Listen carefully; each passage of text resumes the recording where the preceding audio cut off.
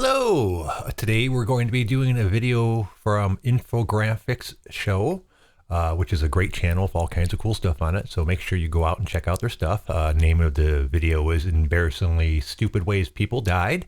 Darwin Award winners. So why don't we go ahead and get started and look right at it. Look right at it. There's nothing better than making new friends. That's why you're traveling to an isolated island to spread the good word to an uncontacted indigenous tribe. Okay, so the government Okay, I've already heard about this one. This is pretty dumb. says this isn't wise, and maybe they've chased you off twice already with arrows, but soon you'll be winning an award. Well, yeah, but not a Nobel Prize. The Darwin Awards are a satirical award ceremony celebrating the few, the proud, the stupid, who remove themselves from the gene pool by doing something unbelievably stupid. There are only a few rules. They can only remove themselves from the gene pool in the event, and they must die or render themselves unable to reproduce via other means. Let's take a look at some of the most famous winners. Is this a highlight reel or an in memoriam? On this episode of the Infographics Show. This show is really good. As I mentioned, they have a ton of videos. Some of them quite long, like some of them are half hour, 45 hour, minute long videos, depending on their subject. Number 11. It was April in Italy, and one man was thirsty, so thirsty in fact that nothing sounded better than a tall drink of water. He needed a supermarket, but there was just one problem. It was Easter Sunday, and in the very original seat of Roman Catholicism, that meant everything was closed. So he did the only thing that made sense. He snuck in the back to look for some delicious H2O, and he found it, towering as high as the sky, a massive pallet full of large packs of water bottles. Okay, I think we all know where this is going. And it's not going well. But he wasn't going to let that stop him. He would just need to jimmy one loose. What could go wrong? Well, he never found out. The supermarket employees did, though, coming in to find a massive pile of collapsed crates. They started digging them loose, and they found a horrifying sight. Underneath was the dead man pinned by the very water he had been seeking. The CCTV footage made it clear what happened. The man had tried to pry a crate of water loose from the middle of the tower and was immediately crushed by a massive pile of heavy bottles and not a drop to drink. Sometimes it's best to just leave well enough alone. Number 10, Pastor Sean. Wait, did you guys catch the that last thing on there based on the footage? He wasn't very good at Jenga. Yeah, that's a pretty dumb way to die. First off, you're breaking the law. I don't care how thirsty you are. Breaking into a supermarket to get a drink is not the way to go. I mean, was he drunk or something? I mean, just wait till you get home, buddy. Dude, I've been pretty thirsty in my life at times. Yeah, I went all day without drinking because the circumstances of the situation meant there wasn't any water available, and I didn't bring any, so I just didn't drink for 8 hours. So how long has it been since he's had a drink if he felt the need to actually break into the store? Everything after that is just, Now, the water, the actual way he died, taking out the water, I've done that. I mean, I haven't done it on a crate, going up to the sky, but I've certainly taken from the middle of something and just hope it didn't collapse it. But when I did so, I made sure I was off to the side, if nothing else. And certainly in that type of situation he was in when it was stacked that high. But I have to admit, I've done that once or twice. Sean was a man of God, but he was also a Florida man, and that would spell his end one day in 2022. It was a warm March day on Lake Seminole, and the pastor and his friend took the boat out. His mistakes started then. He couldn't swim, but he declined to wear a life vest. And sure that just seems like a poor choice, doesn't it? enough, the boat stalled out in the water. The sheriff had to be called, and a boat soon arrived to bring the two men back to shore. But alas, the pastor's wayward boat was lost, as the sheriff wasn't a tow service. And as for Pastor Sean, it was no man or boat left behind. The pastor called a friend to get him back out on the lake again, and once again he forgot to take a life jacket. It was getting late when he got back out to his boat to try to start it again. He jumped from his friend's boat and capsized it. He was immediately floundering in the water. His friend tried to pull him up and nearly capsized his own boat, and without the life vest to grab onto, he had no way to get a good grip. And so the pastor sunk down to the depths of Lake Seminole and was no doubt welcomed into the afterlife by a chorus of Florida men shooting off illegal fireworks. We all love pets, but this... Okay, Once again, obviously, these are all going to be people dying through their own stupidity or poor choices. Can't say stupidity sometimes because some of these people aren't stupid. They just made a randomly poor choice. Why he would refuse to wear life jackets. The first time I can understand he didn't think there's anything was going to happen or any of that kind of thing. But the second time he was going out to get a boat that wasn't running. You would think a life jacket would just be a thing. But like they say, make dumb choices, win stupid prizes. This man loved them a little too much. Number 9. In terms of rare and ridiculous deaths, getting bitten by a venomous snake is not up there. It happens. It's part of the risk of keeping them or handling them. So when police came to make a welfare check on the home of a Maryland resident, David Riston, it wasn't a big surprise to find him dead on the floor due to a snake bite. The man was known to enjoy keeping them, and the odds go up with each snake he handled. But let's just hope. Okay, snakes are not something I consider as a pet. I mean, I'm not scared of them. They're not gross or anything like that, but for me, the point of a pet is interaction, and if you can't really interact with that animal, it's not really a pet. It's kind of like a decoration at that point. That's just something you can point to and go, look how cool that is, and I see people taking their snakes out and cuddling them all the time, but, to me, they're not all that cuddly, and I don't think they reciprocate your love. So, yeah, like snakes. Fish, I mean, the cool fish are cool. I wouldn't mind having a fish tank, but I wouldn't say those are my pet fish. Those would be like, those are my fish. They're decorative. Look how cool they are. It's not much different than hanging up a painting or something as far as I'm concerned. That none of the reporting officers had a snake phobia because this man took testing fate to the next level. Mr. Riston had over 124 snakes in his home, many of them venomous, including rattlesnakes and cobras, but also black mambas, one of the deadliest species of snake in the world. He also had a giant python in case he wanted some variety in his accidental death. The snakes all seemed to be kept in safe enclosures, but one decided to go for a jailbreak, and that led to the end of the unfortunate Mr. Riston. If reincarnation is a thing, maybe man. Like they were saying, that's not even that unusual of a death. If you have 120 snakes, no matter how well you take care of them, one could possibly get out. And the type of snakes he had, it wouldn't take much for them to kill you. Like a lot of those are like they bite you, you die kind of thing. Embrace the simple joys of hamsters in the next life. There's road rage, and then there's these two brain trusts. Number 8, Berkeley, California, 2021. Everyone on the route is trying to get to work. Someone cuts a few corners, and the next thing you know, there's a collision. Fortunately, no one's injured, for now, because one driver just got out of his car to confront the other driver. No. And here's the other guy. See, I mean, it's already going to be a bad day. You were just in a car accident. Regardless of who's at fault at that point, your best bet is just to let it go, exchange your information, call the cops, and move on. Blaming him in person, even if he is actually to blame, is not going to help anything, man. As I'm sure we're about to watch. Guy, because one bad decision deserves another. Exactly. Suddenly, everyone driving gets treated to a show of these two chuckleheads arguing with each other and making threats. And did we mention this wasn't a country road? It was Interstate 80. Soon enough, the inevitable happened. A Mini Cooper swerved to avoid one of the damaged cars and collided directly with the two bickering motorists, sending them flying. Both were dead at the scene. Oh, the Mini geez. Cooper driver was deeply traumatized, and it's likely that Highway Patrol had to issue a statement. Please pull over to the nearest rest stop before getting into a brawl over your damaged vehicle. Yeah, okay. I mean, that's not even nearly as bad as I thought it was going to be. In a lot of cases, you can't pull your car over. It's stuck where it is. Standing right next to it in the middle of traffic is not a bright idea, but you see that happen from time to time. This is just bad luck, really. Safer for everyone, and you can get a donut once you're done fighting. Not many people build their own death trap. Number 7. Mr. Harvey Fite was an ambitious man, and he loved one thing, stonework. He spent years building a massive 6-acre collection of hand-built stone bridges, That would be cool. I am in no shape to be building stuff out of stone at this point, but that would be cool. It'd be a fun hobby. One of my favorite authors, Robert A. Heinlein, often did stonework when he wasn't writing as like a change of pace, relaxation. It was a hobby of his.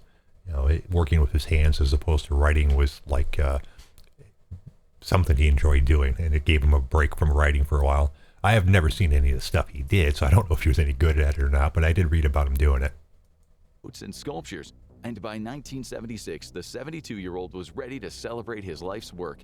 Now he just needed to maintain it. The old school artist could live among his magnum opus, or at least he could, for a short time, until one day when riding his lawnmower, Harvey decided to get a little too close to one of his stone creations and proceeded to faceplant right off the ledge.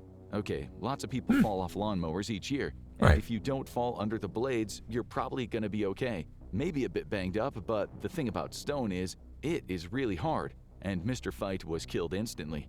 Oh. Maybe it's just us, but if you're rich enough to create a massive stone quarry as a testament to your power over nature's mightiest objects, you're probably rich enough to hire lawn care.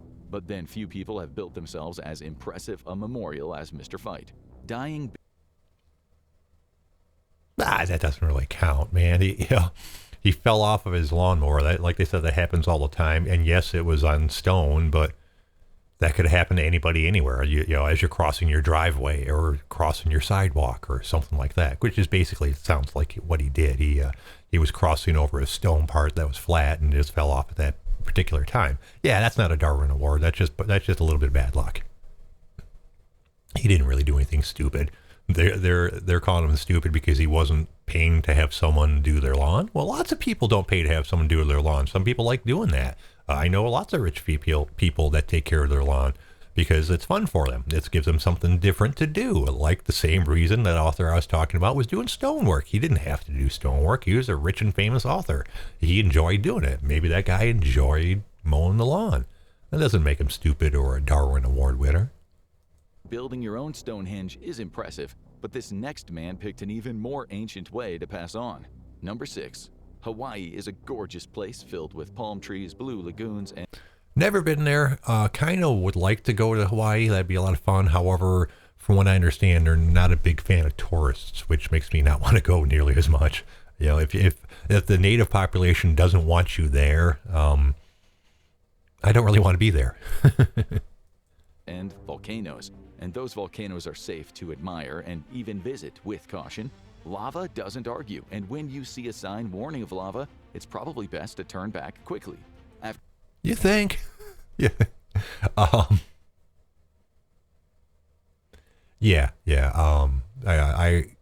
thought I'd experienced lava way more than I did growing up, watching cartoons and stuff. Lava seemed to be a pretty common problem. Having grown up, I realized it's not quite so much. It's kind of like quicksand. You know how like quicksand was like a big deal on TV shows when you were growing up, cartoons and, you know, old westerns and things like that. Never once have I encountered quicksand. Way less of a problem than I thought it was going to be. After all, this isn't the movies, and you can't have lava ooze right up to you and jump over it. But one ambitious 75-year-old hiker decided he knew better. One night, he decided he wanted to see the lava flow up close and personal. Well, he got his wish. Volcanoes National Park is one of the most magnificent sights in the country. But when you see a sign saying, "Turn back or you will die," it is best to listen. And so he's... You think? that was what the that's what the sign actually says. Okay, this one sounds like it's probably going to be a Darwin winner. Soldiered on into the night when the lava was no doubt extra stunning. We hope he enjoyed it because he didn't come back. On Monday morning, the search parties turned up and he was later found dead. We suspect he'd say the same thing Mr. Fight did. "I'm too old to care about your silly safety rules." In former Soviet Union, laptop downloads you. Wait, now that didn't seem like enough information. They just said he went to go see the lava and that was it. Was he burned to death? Did he fall through a crust or something? Not knowing he was on lava? Because honestly speaking, it seems, unless it's an eruption and it's coming at you fast, if the lava isn't fast, you know, in most cases, lava, when it's moving kind of slow, you know, unless there's a major eruption or something like that. And it doesn't seem like the type of thing that could kill you without you being aware of it. For one thing, it's really hot, so as you get closer to it, you can definitely feel the heat. So I don't really understand how he got himself into such a situation. If I had to guess, he was overcome by fumes. Because that will certainly get you. And yeah, that's probably what it was, really. He was probably overcome by the fumes and passed out, and then maybe the lava rolled over him, or maybe even it didn't need to roll over him and he just suffocated to death. Number 5. Being a Russian soldier in Ukraine isn't a fun time. You were likely drafted against your will, you're facing death if you desert, and the Russian military's primary strategy seems to be throw bodies at the front lines to slow Hooray for not living in Russia, by the way. I am so glad I live in America instead of Russia. That seems like a bad time. down the Ukrainian military, so they've got to take some pleasure when they can find it. And as for one soldier in 2022, he was excited to find an abandoned MacBook in the middle of a war zone. Maybe he could use it to stream some Stranger Things while he was in Ukraine, since Netflix is banned in Russia. Now he just needed to find a place to store it.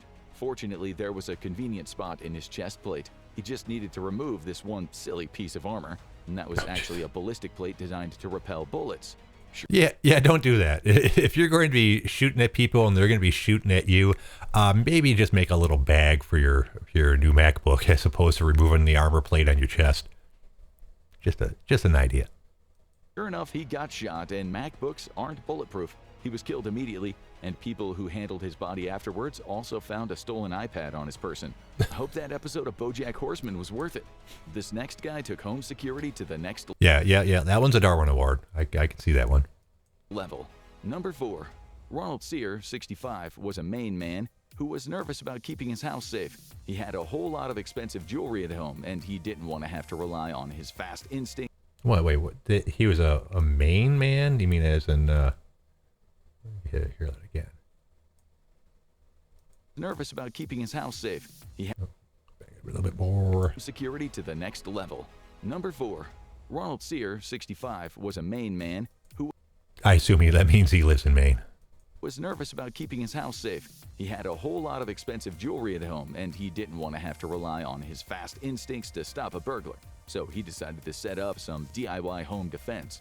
Based on the kid-friendly contraption that was used to pull out a loose tooth, he rigged up a handgun trigger to pull when the door was opened by someone who wasn't supposed to be there, and shoot the unlucky burglar as soon as they Yeah, that's a bad idea. What if Grandma comes over? Huh? You're going to shoot Grandma? You don't want to do that. Don't shoot Grandma. Don't do this. stepped inside. And it worked. A little too well. In 2019, Sear was shot dead. An investigation revealed that he had accidentally triggered his own pull-string death trap when he arrived home. Oh, Maybe no. distracted or under the influence. Yeah. We have a bit of sympathy for this Darwin Award winner. After all, he did pull off his own invention. But knowledge is being able to turn your own front door into a death trap, and wisdom is knowing that maybe you shouldn't. Yeah, you kidding? I mean, that was probably something stupid as, he just forgot. I forgot that I had a gun attached to my front door. I mean, it sounds like something you could not possibly forget. You've booby-trapped your front door, and every single day when you come in and out, you have to do whatever he had set up to not get shot by that door. Or maybe not. Maybe he always came in through the side door, and like they said, he got drunk or something and forgot about it and came in through the front door. And of course, maybe he was aware of it and just screwed up whatever the not get shot mechanism was.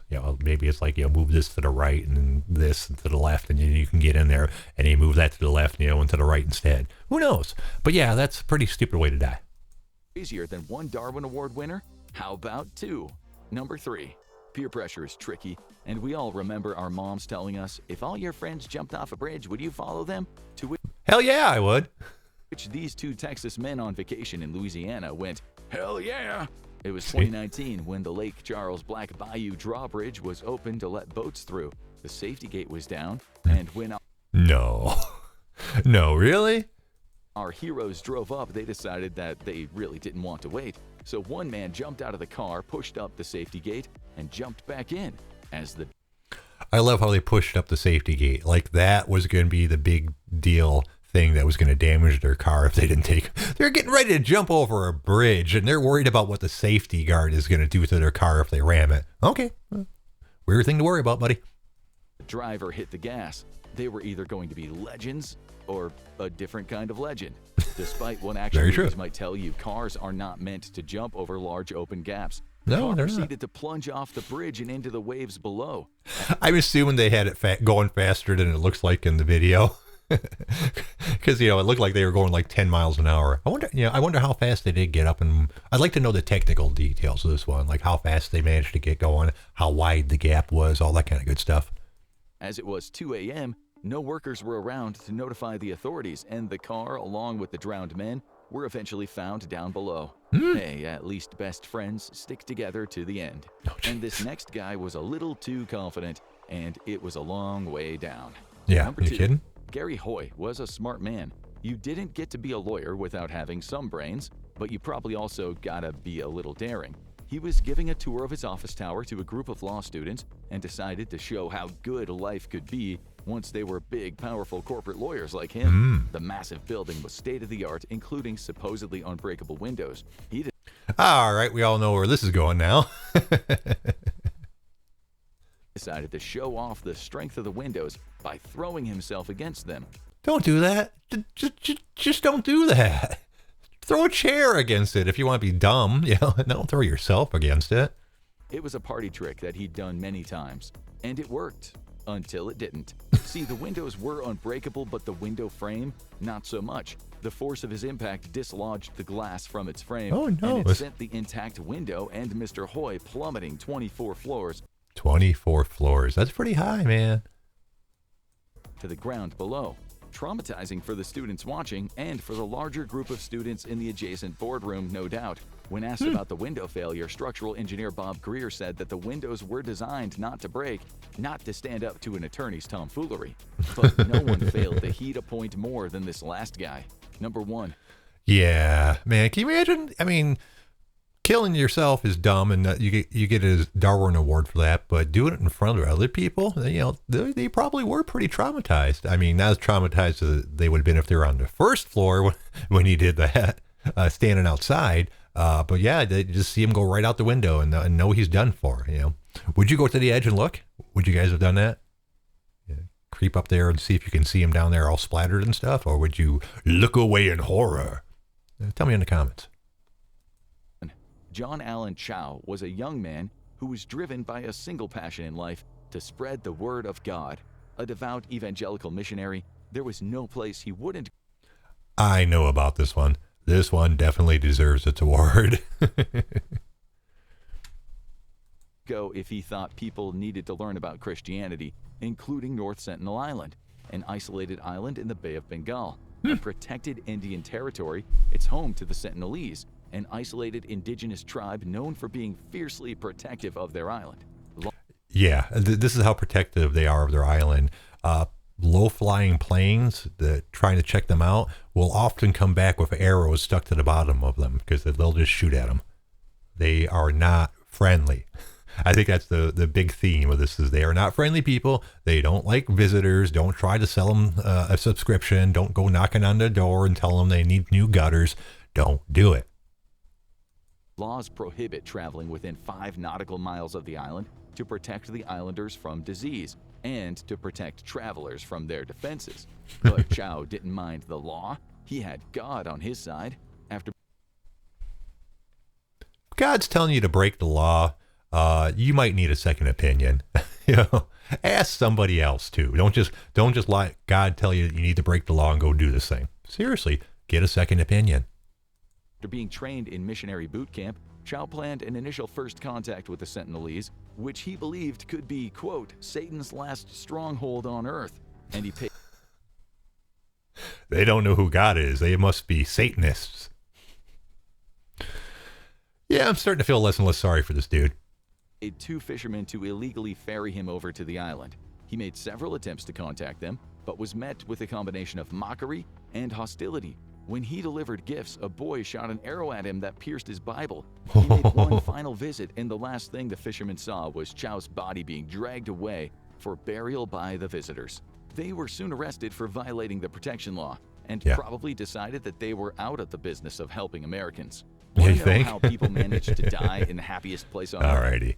Yeah, I mean, that was a good video. Some of those I didn't really consider all that much of a Darwin Award. It's kind of just unlucky and slightly poor decisions, but some of those guys definitely deserved it.